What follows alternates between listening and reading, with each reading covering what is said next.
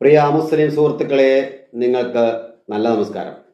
നിങ്ങൾക്ക് എപ്പോഴെങ്കിലും ചിന്തിക്കാൻ തോന്നിയിട്ടുണ്ടോ ഈ വഖഫ് വഖഫ് വഖഫ് എന്ന് പറയുന്ന ആ നിയമത്തെക്കുറിച്ചൊന്ന് മനസ്സിലാക്കാൻ?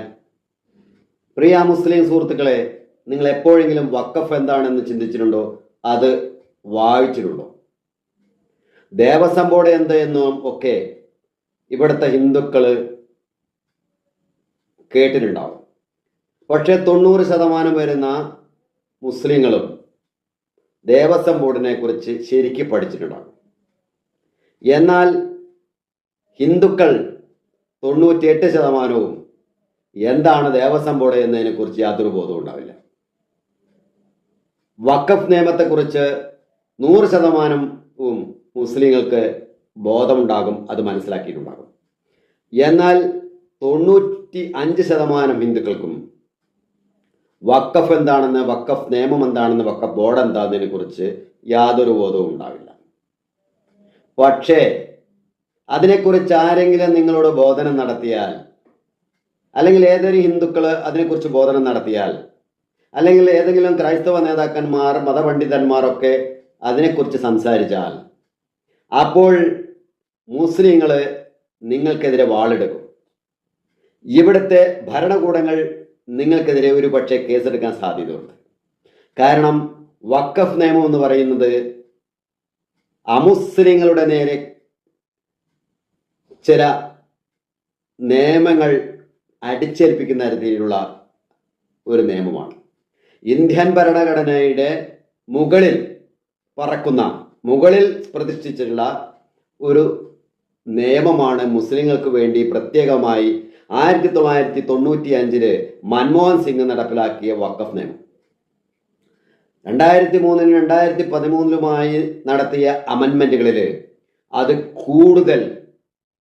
കൂടുതൽ അമുസ്ലിങ്ങളെ, അവരുടെ സ്വത്തുവകകളെ അവരെ ഒറ്റുകൊടുക്കാനും, അവർക്കെതിരെ ചതിപ്രയോഗത്തിലൂടെ അവരുടെ ജീവിത നിലവാരം ഇല്ലാതാക്കാനും, അവരുടെ ചതിപ്രയോഗത്തിലൂടെ അവരെ ഈ സമൂഹത്തിൽ നിന്ന് മാറ്റിയെടുക്കാനും, ഇസ്ലാമിക രൂപത്തിലേക്ക് അവരെ ജീവിത ശൈലിയിലേക്ക് കൊണ്ടെത്തിക്കാനും പരോക്ഷമായ ഒരു നിയമനിർമ്മാണമായിരുന്നു UPA സർക്കാർ നടത്തിയിട്ടുള്ളത് എന്നത് ശരിയായ രീതിയിൽ നമുക്ക് പഠിച്ചാൽ മനസ്സിലാകും.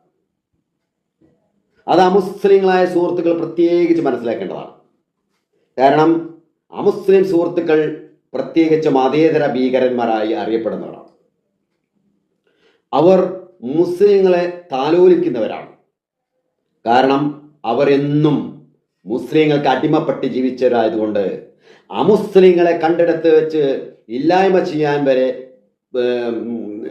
തങ്ങളെ പഠിപ്പിച്ചിട്ടുള്ള കിതാബിനെ ആരെങ്കിലും കുറ്റം പറഞ്ഞാൽ അവർക്കെതിരെ വാളോങ്ങാൻ തയ്യാറുള്ള, കുറ്റം പറയാൻ തയ്യാറുള്ള, അവർക്കെതിരെ നിയമ നടപടി സ്വീകരിക്കാനുള്ള ഒരു കാലഘട്ടത്തിലാണ് നമ്മൾ ജീവിച്ചു പോരുന്നത് എന്നുള്ളതാണ് യാഥാർത്ഥ്യമായ ഒരു സത്യം.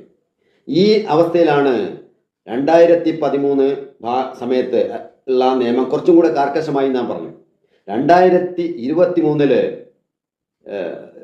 ചില ഇതിന് ഭേദഗതി വരുത്തുന്ന രീതിയിലുള്ള ചില നടപടികളുമായി മോദി സർക്കാർ മുന്നോട്ട് വന്നപ്പോൾ ഇവിടുത്തെ അമുസ്ലിങ്ങളായിട്ടുള്ള എല്ലാ മതപണ്ഡിതന്മാരും ഈ കാര്യത്തെ, അല്ലെങ്കിൽ പ്രത്യേകിച്ച് ക്രൈസ്തവ വിഭാഗക്കാരും മറ്റുമൊക്കെ സംഘടിതമായി നിൽക്കുന്ന ബുദ്ധരും ജൈനരുമൊക്കെ ഇതിനെക്കുറിച്ച് പഠിക്കുകയും ഇതിനെതിരെ പ്രതികരിക്കുകയും ചെയ്തപ്പോൾ കേരളത്തിലെ ഇന്ത്യയിൽ തന്നെ ഏതെങ്കിലും മതപണ്ഡിതന്മാരായിട്ടുള്ള ആൾക്കാർ, ശങ്കരാചാര്യര്, അതുപോലെ തന്നെ മറ്റാരെങ്കിലും ഈ വഖഫ് ബോർഡിനെതിരെ സംസാരിച്ചുവോ? കേരളത്തിലെ സന്യാസി സമൂഹം ആരെങ്കിലും ഈ വഖഫ് ബോർഡിൻ്റെ ഈ ക്രൂരമായ നടപടികളെക്കുറിച്ച് സംസാരിച്ചുവോ? ഇല്ല എന്ന് വേണം പറയാൻ. അപ്പോഴാണ് എന്താണ് വഖഫ് എന്നതിനെ കുറിച്ചിട്ട് നമുക്ക് ചിന്ത വരുന്നത്. എന്താണ്, വാട്ട് ഈസ് മീൻ ബൈ വഖഫ്? ഈ വഖഫ് എന്ന് പറഞ്ഞാൽ മുസ്ലിങ്ങളായിട്ടുള്ള ആൾക്കാർ തങ്ങളുടെ സ്വത്തുവകകൾ അള്ളാഹുവിന് വേണ്ടി സമർപ്പിക്കുന്നതാണ്. ആ അള്ളാഹുവിനോട് സമർപ്പിച്ച സംഭവങ്ങൾ, ആ സ്വത്തുവകകൾ തിരിച്ചു വാങ്ങുവാനോ അത് മറ്റു സ്ഥലങ്ങളിലേക്ക് വിൽക്കുവാനോ സാധിക്കാത്ത രീതിയിലുള്ള ഒരു അമെൻമെന്റ്, ഒരു നിയമമാണ് വഖഫിലുള്ളത്. ഞാൻ മനസ്സിൽ വിചാരിച്ച് ഉള്ള കാര്യത്തെ അത് നടപടികൾ, ഒരു അവകാശം ഉന്നയിച്ചുകൊണ്ട് മറ്റുള്ളവന്റെ ഭൂമിയിലടക്കം വഖഫ് ആരോപിക്കുന്ന അല്ലെങ്കിൽ അവകാശം ഉന്നയിക്കുന്ന രീതിയിലുള്ള നിയമമാണ് UPA സർക്കാർ അല്ലെ മതേതര ഭീകരർ എന്ന് പറയുന്ന കോൺഗ്രസ് നടപ്പിലാക്കിയിട്ടുള്ളതെന്ന് തിരിച്ചറിയുമ്പോഴാണ് നമ്മൾ വളരെയധികം പുറകിലാണ്. അമുസ്ലിങ്ങൾ, പ്രത്യേകിച്ച് ഹൈന്ദവര്, നിയമനിർമ്മാണത്തിന്റെ പഴുതുകളെക്കുറിച്ച് ബോധവാന്മാരല്ലാത്ത ഹൈന്ദവര് എപ്പോഴും പുറകിലാണ്. അതുകൊണ്ട് തന്നെ അവരുടെ അവകാശങ്ങളെക്കുറിച്ച്, അവരുടെ നിയമനിർമ്മാണത്തെക്കുറിച്ച് ഒരിക്കൽ പോലും അവർക്ക് ബോധവാനല്ല. അതുകൊണ്ട് അവരെന്നും അടിച്ചമർത്തപ്പെട്ടവരായി നിൽക്കുന്നു എന്നുള്ളത് യാഥാർത്ഥ്യമാണ്. പ്രിയരെ, നമുക്കറിയാം, ഏതാനും മാസങ്ങൾക്ക് മുമ്പാണ് തമിഴ്നാട്ടിലെ ഒരു ഗ്രാമം മുഴുവൻ വഖഫായിട്ട് അവർ ആരോപിച്ചത്. അത് തങ്ങളുടെ വഖഫ് സ്വത്താണെന്ന് പറഞ്ഞിട്ട് അവർ ആരോപിക്കുകയാണ് വഖഫ് ബോർഡ്. ഇതെങ്ങനെയാണ് പുറത്തു വന്നത് എന്ന് ചിന്തിക്കുമ്പോഴാണ് ഭീകരത മനസ്സിലാക്കുന്നത്. അവിടെയുള്ള ചില വ്യക്തികൾ തങ്ങളുടെ സ്ഥലം കൊടുക്കാൻ വേണ്ടി, വേറൊരാൾക്ക് കൈമാറ്റം ചെയ്യാൻ വേണ്ടി ചെന്നപ്പോഴാണ് ഇത് വഖഫ് സ്വത്താണ്, ഇത് മാറ്റണമെങ്കിൽ, നിങ്ങൾക്കിത് വിൽക്കണമെങ്കിൽ വഖഫ് ബോർഡിന്റെ NOC വേണമെന്ന് പറയുന്നത്. അങ്ങനെ അവരവിടെ ചെന്നപ്പോൾ ഇതൊരിക്കലും സാധിക്കില്ല എന്ന് പറഞ്ഞുകൊണ്ട് അവർ പറഞ്ഞയക്കുന്നു.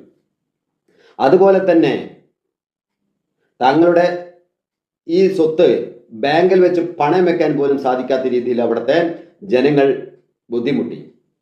അങ്ങനെയാണ് ഈ വഖഫിന്റെ ചില ഭീകരമോശം തുറന്നു വരുന്നത്. പ്രിയരെ, ഒരു സ്ഥലത്തല്ല ഇത്.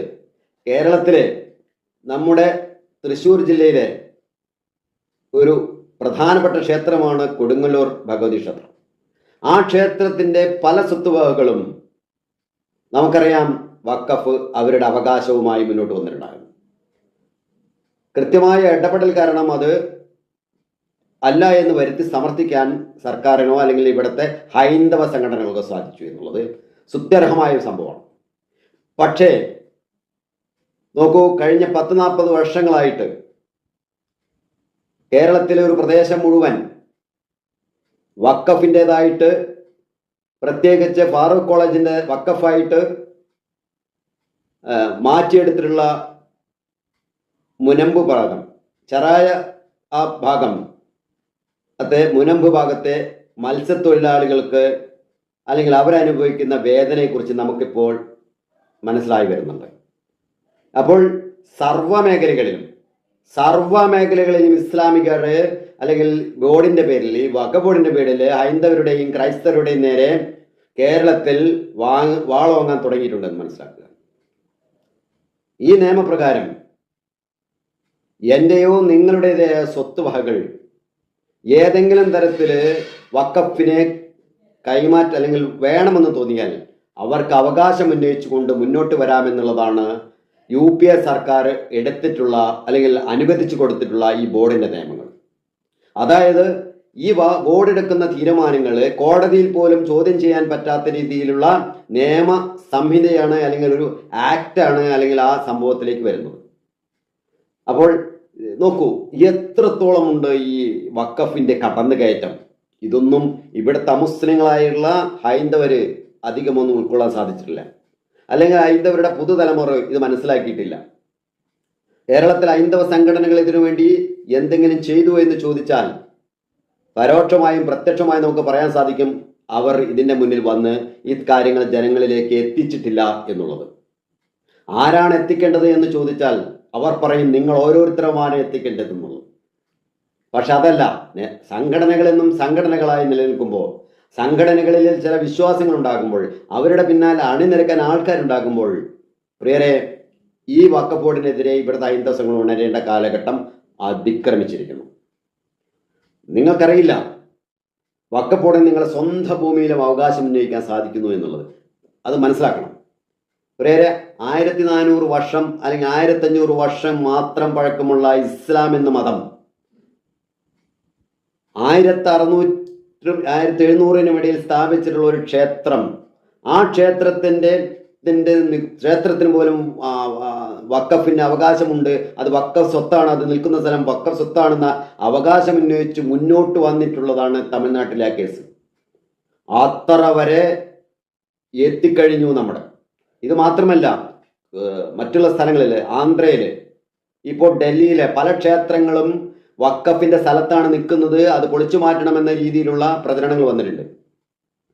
പ്രിയരെ, നമ്മുടെ പാർലമെന്റ് നിൽക്കുന്ന അതിന്റെ ഓപ്പോസിറ്റ് ആയിട്ടുള്ള ചില സ്ഥലങ്ങളിൽ, ഏകദേശം കുറച്ച് ഏക്കർ സ്ഥലങ്ങളിൽ വഖഫിൻ്റെതാണെന്ന് പറഞ്ഞുകൊണ്ട് അവർ മുന്നോട്ട് വന്നുവെങ്കിലും സർക്കാർ നിലപാടുള്ള സർക്കാർ ആയതുകൊണ്ട് നമുക്കറിയാം അത് പൊളിച്ചു നിൽക്കുന്നതും അവരുടെ അവകാശവാദങ്ങളൊക്കെ തല്ലിപ്പൊളിക്കുന്നതും നമ്മൾ വീഡിയോയിലൂടെ കണ്ടിട്ടുണ്ട്. പക്ഷേ ഈ ഭയാനകമായ കാര്യങ്ങൾ ഇത്രയും മുന്നോട്ട് വന്നിട്ടും കേരളത്തിലെ ജനങ്ങൾ ബോധവാന്മാരല്ല എന്നുള്ളതാണ് സത്യം. അപ്പോൾ ഞാൻ പറഞ്ഞു, ഏതെങ്കിലും ഒരു മതവിശ്വാസി തങ്ങളുടെ സ്വത്ത് എവിടെയെങ്കിലും ഉണ്ടെങ്കിൽ അത് മനസ്സാ പറഞ്ഞാൽ മാത്രം മതി. അങ്ങനെയാണെങ്കിൽ ഇവർ ആരാധിക്കാൻ വേണ്ടി തിരഞ്ഞെടുത്ത സ്ഥലങ്ങളൊക്കെ തങ്ങളുടെ സ്വത്താണെന്നും അത് വഖഫിന് അവകാശപ്പെട്ടതാണെന്നും പറയുന്ന സമയം അതിവിദൂരമല്ല. കേരളത്തിലെ പല വലിയ വലിയ ബസ് സ്റ്റാൻഡുകൾ അവിടെ ഈദ്ഗാഹ് നടത്തുന്നുണ്ട്. ഈ ഈദ്ഗാഹ് നടത്തിയ സ്ഥലങ്ങളൊക്കെ തന്നെ നാളെ വഖഫിന്റെ സ്വത്തുക്കളായി മാറാൻ സാധ്യതയുണ്ടെന്ന് നമുക്ക് പറയേണ്ടി വരും. ഇവർ നടന്നുപോയ പല സ്ഥലങ്ങളും വഖഫിന്റെ സ്ഥലമായതുകൊണ്ടാണ് ഞങ്ങൾ ഒരു ആരാധന നടത്തി എന്ന് പറയണം.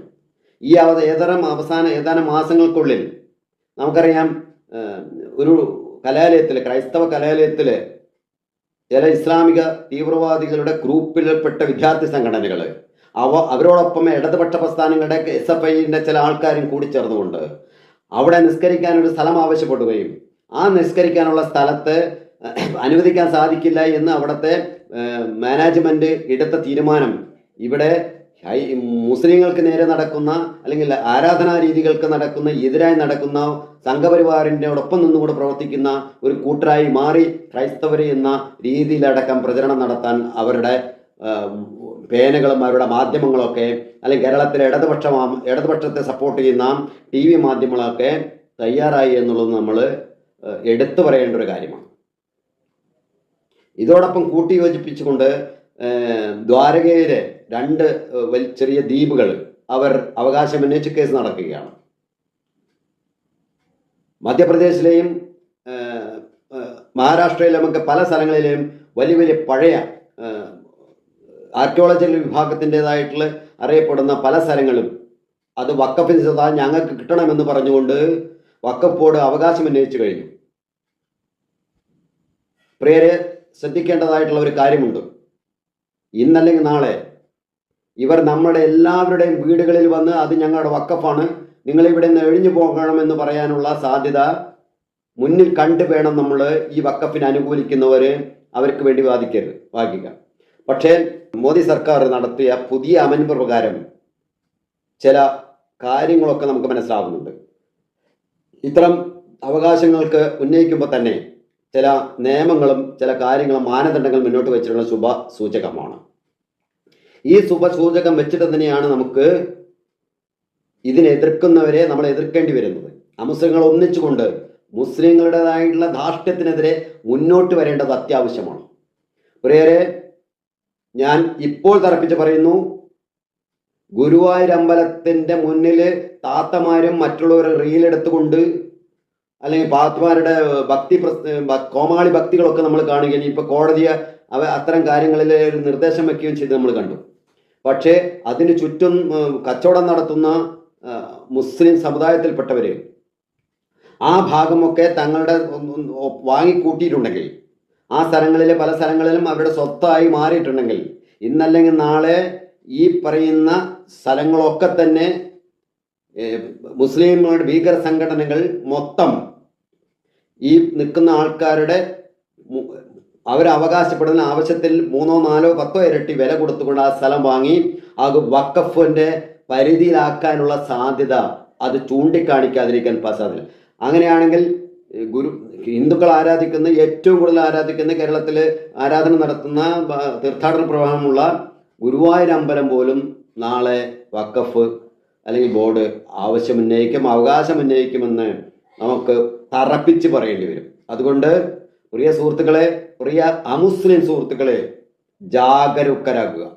ഇതൊക്കെ കേട്ടിട്ട് നിങ്ങൾക്ക് ഒരിക്കൽ പോലും രക്തം തിളയ്ക്കുന്നില്ല എങ്കിൽ നിങ്ങളുടെ അടുത്ത തലമുറ ഇവിടെ ജീവിക്കണ്ട എന്ന് നിങ്ങൾ നിങ്ങളുടെ മനസ്സ് പറയുന്നു എന്ന് തന്നെ എനിക്ക് പറയേണ്ടി വരും. ഇവിടെ സനാതന ധർമ്മം നിൽക്കുന്നത് കൊണ്ടാണ്, ഹൈന്ദവർ നിലനിൽക്കുന്നത്, അമുസ്ലിമങ്ങളായിട്ടുള്ള പ്രത്യേകിച്ച് ഹിന്ദുക്കൾ നിലനിൽക്കുന്നത് കൊണ്ടാണ് ഇവിടെ മതേതരത്വം പുലർന്ന് പൂത്തുലഞ്ഞു നിൽക്കുന്നത് എന്ന് എല്ലാവരും ഓർക്കുന്നത് നല്ലതാണ്. ഇവിടെ രാഷ്ട്രീയക്കാരൊക്കെ തന്നെ ഈ വഖഫ് ബോർഡിന് അനുകൂലമായ നിലപാടെടുക്കും. കേരളത്തിൽ കേന്ദ്രത്തിന്റെ ഈ വഖഫ് നിയമത്തിനെതിരെ, പുതിയ കൊണ്ടുവരാൻ നിയമത്തിനെതിരെ കേരളത്തിലെ രാഷ്ട്രീയ പാർട്ടികളൊക്കെ വഖഫ് ബോർഡിന്റെയും മുസ്ലിങ്ങളുടെ ഒപ്പം നിന്ന് നമ്മൾ മനസ്സിലാക്കും. അപ്പോൾ ഈ വഖഫ് നിയമത്തിന്റെ പരോക്ഷമായ ഇടപെടലുകളാണ് കേരളത്തിൽ നടക്കുന്ന ഹൈന്ദവ സംഘടനകൾക്ക് നേരെ നടക്കുന്ന ദുരാരോപണവും. എന്തെങ്കിലും ഇസ്ലാമിനെതിരെ പറഞ്ഞു കഴിഞ്ഞാൽ ഇവർക്കെതിരെ, ഹൈന്ദവ സംഘടനാ പ്രവർത്തകർക്കെതിരെ കള്ളക്കേസ് ചുമക്കുന്നതും ഒരു പക്ഷേ ഈ പരോക്ഷവും പ്രത്യക്ഷവുമായ രീതിയിലുള്ള ഈ ഭരണഘടനയ്ക്ക് മുകളിൽ നിൽക്കുന്ന ഈ വഖഫ് നിയമത്തിൻ്റെ ഒരു ബാക്കി പത്രമാണ് എന്ന് നമുക്ക് പറയേണ്ടി വരും. പ്രിയ സുഹൃത്തുക്കളെ, ഓർക്കുക, ഒന്നും കൂടി ഞാൻ പറയുന്നു, ഈ വഖഫ് നിയമം ഒക്കെ കേട്ടിട്ട് നിങ്ങൾക്കൊന്നും തോന്നുന്നില്ല എങ്കിൽ അമുസ്ലിങ്ങളായ ഹിന്ദുക്കളെ, അമുസ്ലിങ്ങളായ സിഖുകാരെ, അമുസ്ലിങ്ങളായ ജൈനരെ, ബുദ്ധരെ, അമുസ്ലിമായിട്ടുള്ള ക്രൈസ്തവരെ നിങ്ങൾക്ക് ഒന്നും തോന്നുന്നില്ലേ, പിന്നെ എനിക്കൊന്നും പറയാനില്ല. നന്ദി, നമസ്കാരം.